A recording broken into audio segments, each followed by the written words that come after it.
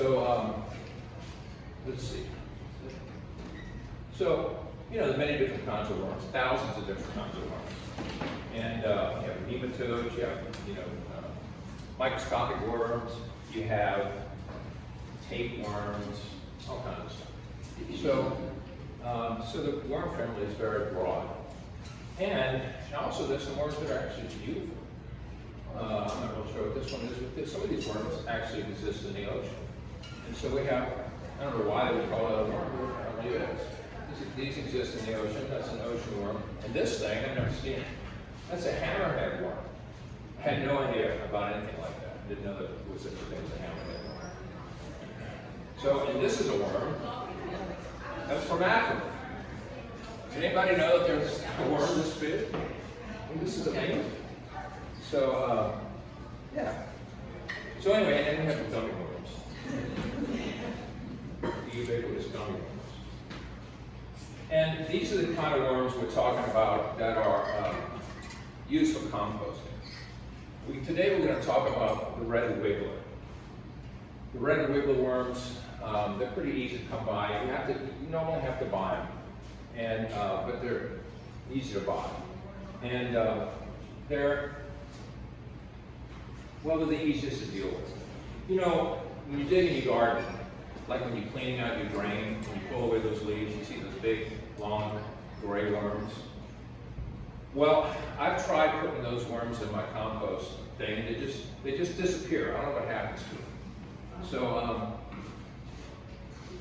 So something interesting that Charles Darwin said is that he maybe doubted whether there are many other animals which have played so important a part in the history of the world as have these lowly organized creatures. So without worms, worms are very important to the soil, very important to things that grow, to everything under the sun. By sheer numbers alone, they have tremendous impact in local ecosystems, and not all of them are good. More than 3,000 species of earthworms on the planet. These are just earthworms. From 4 inches to 9 feet. In a single hectare of land, you may find 500,000 to 2 million individual worms. You may further find that the total wet biomass of all these worms equals 10 times the total weight of all animals living above ground in the same plot of land. So, now in some regions of North America, some earthworms are considered an invasive species. And the reason for that is when we had the ice age, a lot of the worms that were naturally in the soil died off. So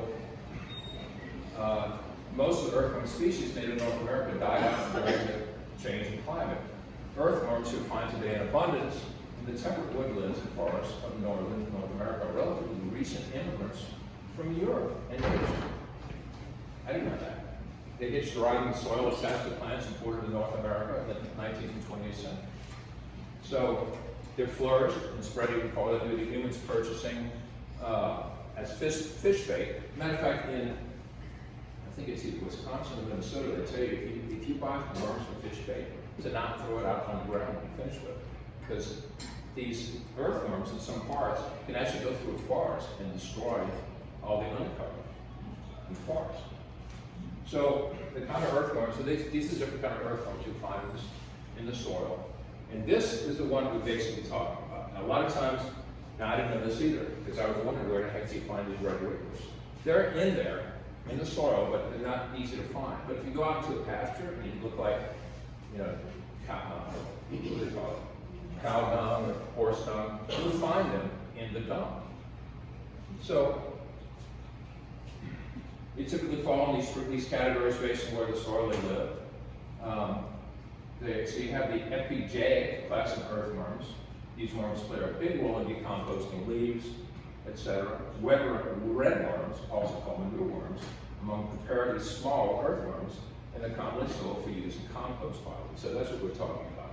Then you have this endogeic earthworms, they burrow into the surface, and this deep-dwelling and gneissic class, the most familiar types of earthworms. So one of the things about earthworms is that they go into the soil and make all these channels, And actually, when it rains, the rain and the water is able to spread out better because of the earthworms.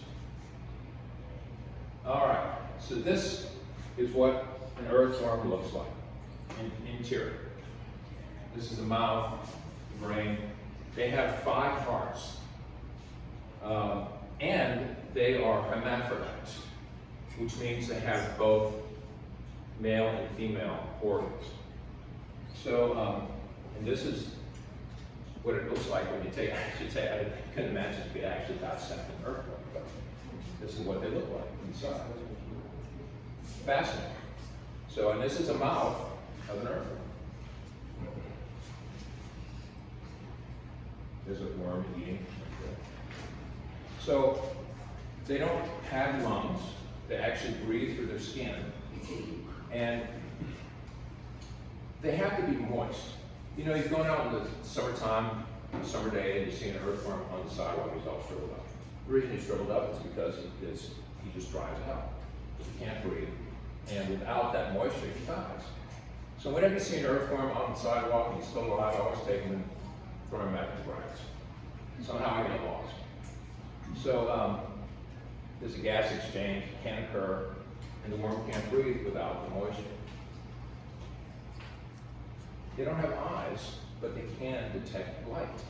So that's why when you dig up an earthworm and there's light, sunshine, put him on the grass, he's going to try to get away from that light and go bury himself under the ground.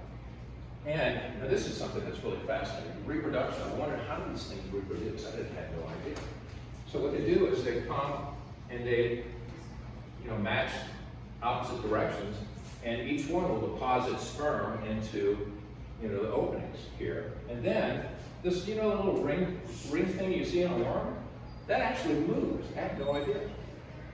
Once they copulate, it moves, and these little sacs get pushed off, and the little cocoon, and then the worm comes out. So, population typically doubled every 60 to 90 days. 2 worms line up. As I explained, the wide band around the worm is called a clitellum, moves toward the mouth and collects the worm's eggs. So, this is another shot of their mate. Kind of fascinating. So, life expectancy of an earthworm.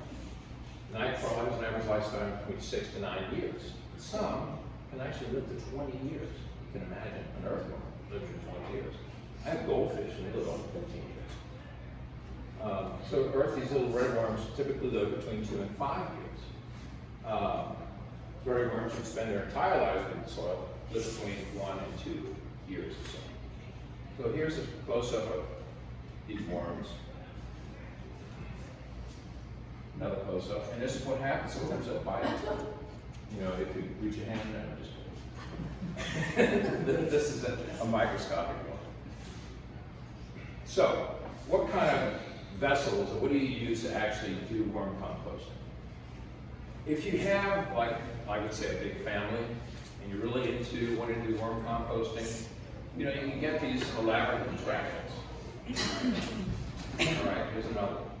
You notice it's lifted off the ground, and actually, when it's lifted off the ground like this, you can actually catch moisture that the worms excrete, and you can use that in the garden. It's an excellent fertilizer. So, and here's another one with a worm box, and what they do is they have a screen here, and one side, they'll have the worms, and when they're finished with this, when you start over here, the worms will actually crawl through the screen and start on the other side. Kind of elaborate setup, but it works. Here's another one that's pretty easy. Again, that's a pretty big box, and for you to be able to feed the worms properly, they need to be fed on a regular basis. If you don't have enough scrap that you're getting out of your kitchen, you won't be able to feed them enough, unless you have a big family and you have a lot of vegetables and things you need to feed them. So here's another example. You see this right here, they're collecting the juice, I guess you call it, the moisture. Excellent for the soil. Here's another one, another easy one. You can go on YouTube and you can look up different things for making your own worm compost bin. You can go, this is a guy named Uncle Jim's Worm Farm. He deals in worms, he deals in all kinds of contraptions to, you know, make a nice worm composting thing. Go on Amazon, you can see some other ones. Also, you can get composting worms from this guy Jim. And you can also find it on Amazon. Okay? Not that expensive. And so let's talk about what they like to eat and what they don't like to eat. They love banana peels. So the thing is that if you're going to eat banana peel, you could throw it in there and it'd be fine, but I like to like cut things up, spread it around. It seems like they do a lot better if you desiccate what you're putting in there. You don't have to, but I usually do that. Now these are the things that you can feed them. Now before doing this, I had no idea you could feed them bread and grains. I never did that. I had no idea that was possible. Vegetables, all kinds of vegetables, fruits, other things, cardboard, coffee. They love ground coffee, leftover coffee. You know, from used to make some coffee and have some grounds, just throw it in there. They love it. An aside too. Anybody here grows orchids? Likes to grow orchids. Orchids love leftover coffee. If you're making some coffee and you got some leftover, they love it. I had an orchid that actually produced its second sprouting, 24 blossoms on it. And I was feeding them a whole bunch of, like a whole table, I was feeding them leftover coffee. So the things you don't want, now eggs, you can give them eggs, but if you crush up eggs and you put it in there, they just really won't eat it. If you're going to use eggs, you got to grind them up really well and put it in there. So I don't even bother with eggs. It's just too much trouble. What you don't want to give them is dairy. No dairy. You don't want to give them meat. And one of the reasons you don't want to give them this is not only because it's not good for them, you won't eat it, but it also will attract critters, and you don't want that. Okay, no grease, no sugar, no junk food. All right? You don't like it. If you had one of these bananas that get black, just toss the whole thing in there, leave the whole thing. Okay. So this is my worm bucket. Very simple. I've had this worm bucket for probably 10 years or so. All right. And if you notice, I have it on cement. The reason I have it on cement, I could lift it off the ground if I wanted to, but I actually never thought about doing that until somebody's seen some of these pictures. But you want it if you're going to have it on the ground like this, don't put it on the soil, because all kind of other critters will get into it. So I put it on cement, so nothing can get in. And this is exposed to the outside, and so rain can get into it as well.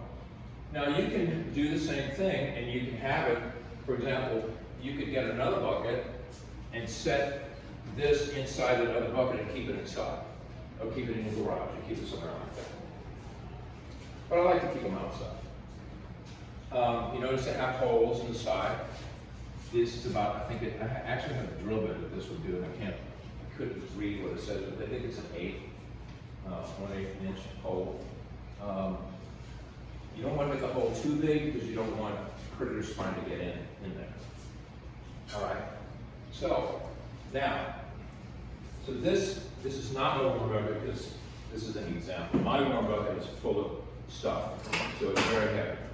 But what you can do is you get a bucket like this. It has a little ring right here.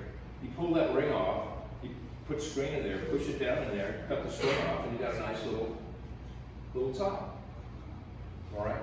So this is what it looks like on the inside. Now what I do is I have a piece of paper. That's actually a section of the paper. And I lay that on top. And this is what it looks like without the paper. And that what you see right there is some yerba mate. Anybody know what yerba mate is? It's a type of tea. It's really delicious. And so I stir it up a little bit, and so this is what the worms look like. Worming around. I call them my little wormies. And I talk to them when I give them stuff. Here you go, little worms. Yeah, talk to you. Now So what I used to do when I would have cabbage, you know the little core at the bottom, you should toss it, throw it away, right? Which is waste. You can actually cut that out really, really thin if you wanted. You can actually cook that. But I had this core and I feel like cooking it. So this is a NutriBullet. So I took the core and I ground it up, and this is what I had left over. You want to try to make it easy for the worms to eat stuff. So I just put that in the worm bin. You could probably take, I don't know if you know it or not, but you can eat an avocado seed. They don't taste great, but you can actually eat it. It's full of nutrition. You could probably grind that up to give it to them. They probably love that. I've never tried it, but it's something. You cut it on fours and stick it in that thing and grind it up. And do that. So, here's me. I just put that in there. Mess it around a little bit in the soil. And then one thing you can use shredded paper as like what do they call it? As a filter. So I'll show you that you can use shredded paper. This is from, when you use your, what do they call it? Paper shredder. You can put that on there on top. You can also get something that's called, this is coir, which is made from coconut husks. And this is a great fill. You can actually put in your soil if you plant something. It'll actually make your soil more aerated. But you can actually, this will go, when you add water to it, it'll expand it about 2 gallons. So you can use some of this to spread on top. I haven't done that yet because I just got it, just found out about it. All right, so then put the paper back on. The reason I put the paper back on is kind of protects it from little bugs and stuff getting into the, through the screen on top, and it just makes it dark from it. So this is what it looks like. It's just sitting on cement right here. I put that on top just to keep it down from the wind blowing it away. And gardening tips allow worms to drag on organic matter deep into the soil. Look at it long enough, look at it. So this is the almighty earthworm. So how do you use this? Well, here's the thing. So in your garden, you want nitrogen is a very important thing for plants. The best way for a plant to get nitrogen immediately is to use an inorganic fertilizer like Miracle-Gro. The plant gets it like nitrogen just like that. Of course, you always give too much. When you use an organic fertilizer, it takes a while for that to break down in the soil for the plant to be able to use it. But one of the things about worm compost, it gives organics to the soil, which is very important. So, if you're planting something like the other day, I was planting some tomatoes, in the pot that I had. And I made the hole, and then I put some worm compost down there. So what I did, then I put that on top. So what I do is I have another bucket, and so when it fills up at the top, and these are some worms, and I can actually give you all something. When it fills up to the top, I take this other bucket, and I take the worms out, I put it aside, in a little bucket. I take this full of worm compost, and I put it in another bucket, all right? And I cover it. And then I'll put newspaper at the bottom, I'll put the worms back in, and then I'll start feeding them stuff.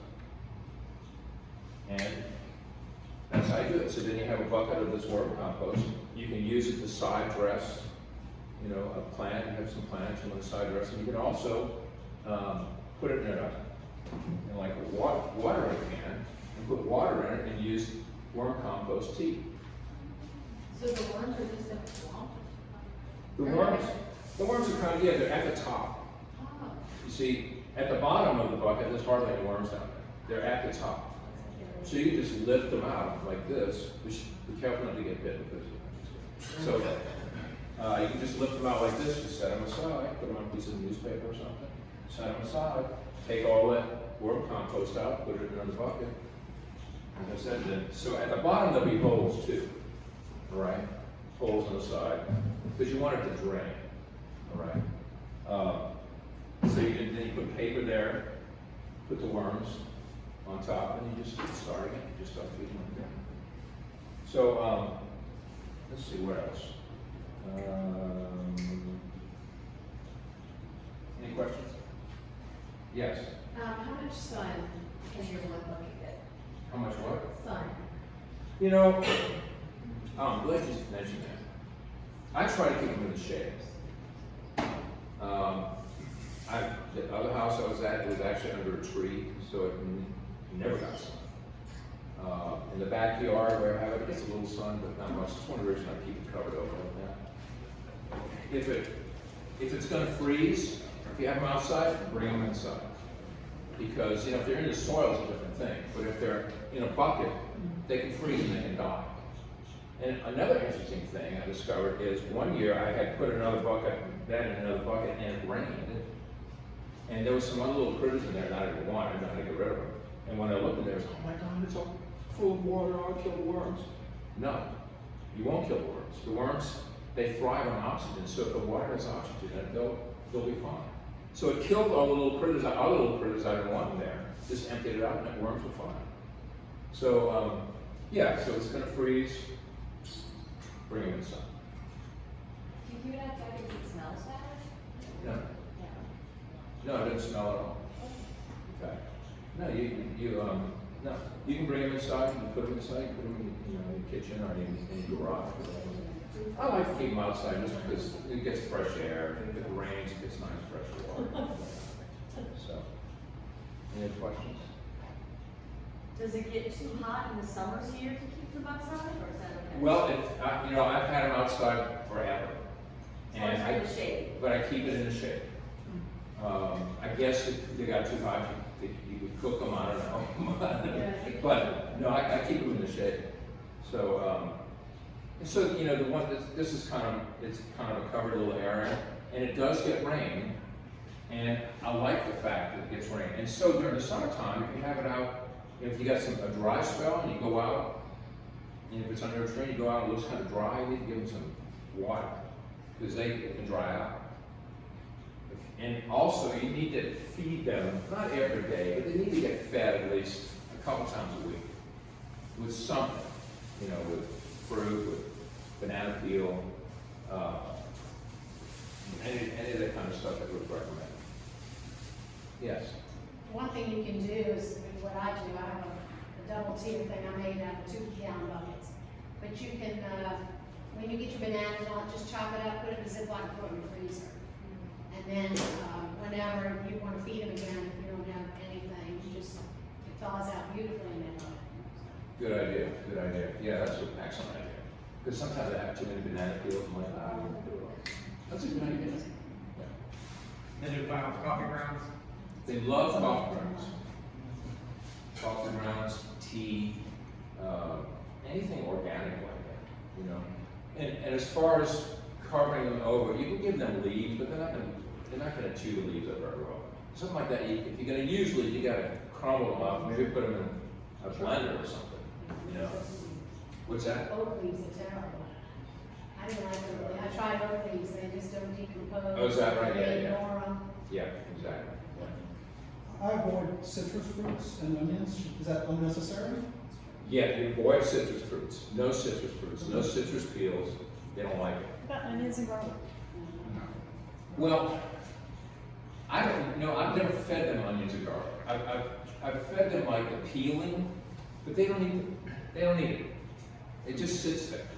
It's like the eggs. It just sits there. I mean, I guess you could grind the peelings up and put it in there. They would probably eat it.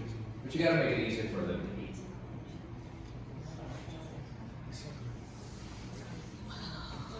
Yes. Is there a local place to get the worms? There's a place called Laughing Buddha. Now, this is where I got the worms 10 years ago. I called them, they didn't have any in. They get it. So you have to find out when it comes in. But, you know, one of the best places to get it from that guy. If you go on Amazon, you'll see him. If you want to go to his site and get it, you can do that. You can get it on Amazon. Can you get it from Walmart? No. Why not? What? I've gotten them from Walmart. Oh, you have the red Wrigley's? Yeah, Oh, okay. in the fishing section. Yeah, the So fishing. they're red Wrigley's? Yeah, They're very good. Okay. the tackle shop. Okay. I was just wondering, I mean. I guess you could. I guess you did. could. I've never seen that. I did attempt this at one point, but they all escaped in the garage. Oh, okay. How do they escape? Oh, they escaped through the holes, they all came up the top and just escaped. Oh, Well, you know, I really don't like worms, but I'm giving it a valid yeah, effort. yeah. Any other questions? Thank you, Richard, very much. And You're welcome. And You're just to welcome. let you all know, this is recorded